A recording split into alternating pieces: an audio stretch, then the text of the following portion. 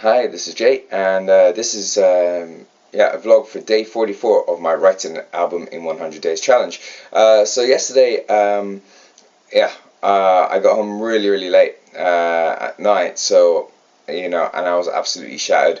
I basically had and we recorded in two tracks, the drums to two tracks. So now I need to edit the drums and basically just start layering on top for those two songs, as well as finish off another four tracks. We tried to plan a session for this evening, but unfortunately we weren't able to do that. So hopefully we'll be able to get another session or another two sessions within the next couple of weeks.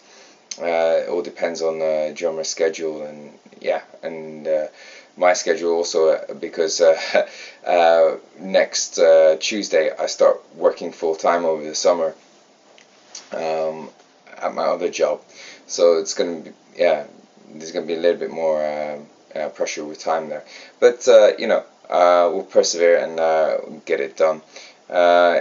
In the worst case scenario, we can always record the drums and edit and do everything like that a little bit later, and then I'll just have to, it'll be definitely write an album within 100 days, not record and release an album within 100 days.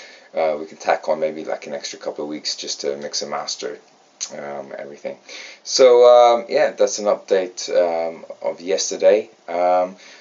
And basically, thank you. Shout out to my friend Cafe for doing the drums, taking the time and time out to do that for us.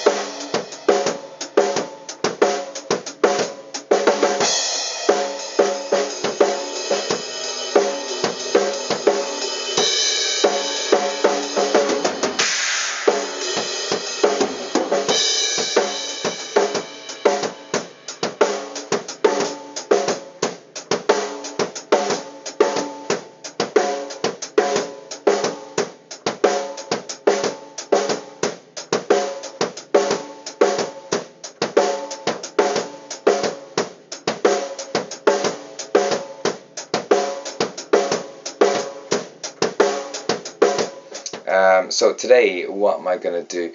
The plan is I've got a guitar lesson now, and then after that I'm going to I noticed on my Engel amplifier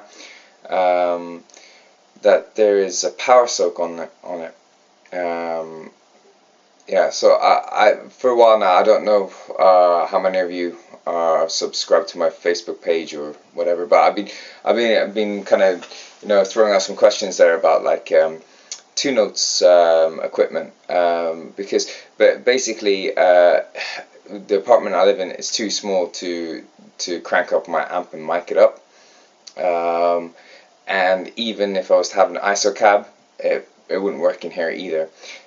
So I've been looking into two notes equipment, like possibly buying or hiring a torpedo reload or a torpedo live, which is basically like a kind of load box cab simulator DI box all in one, but they're a bit pricey.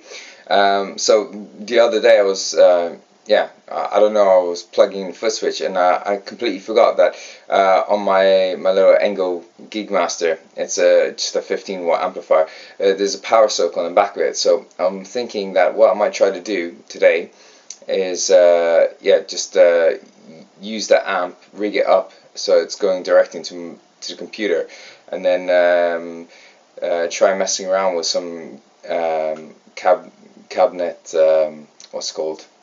Not simulations, impulse responses. It's basically where they send out an impulse and then record it through different mics. in a studio, and you can download these files to simulate the feeling of a real cabinet. Obviously using a plug-in amplifier, or a direct guitar signal, or whatever. But I'm going to try to use it with my amp, because the thing is, I've always played with, as long as I remember, I've played with a valve amp, and I really like that sound, and I like the feeling that you get from using the valve amp too.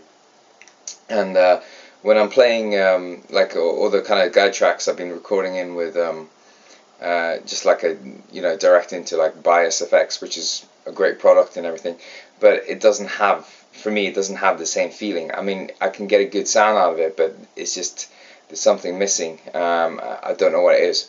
So because when I plug into a valve amp, that the feeling, the feeling and the sound I want is there directly. So what I'm going to do is I'm going to plug this in, try messing around with some of these impulse responses and see if it works, if I get the same feeling or a similar feeling and a similar sound. And if that doesn't work, then we'll see about hiring one of these torpedo things from Two Notes, or I might there's like a rehearsal studio not so far away from here.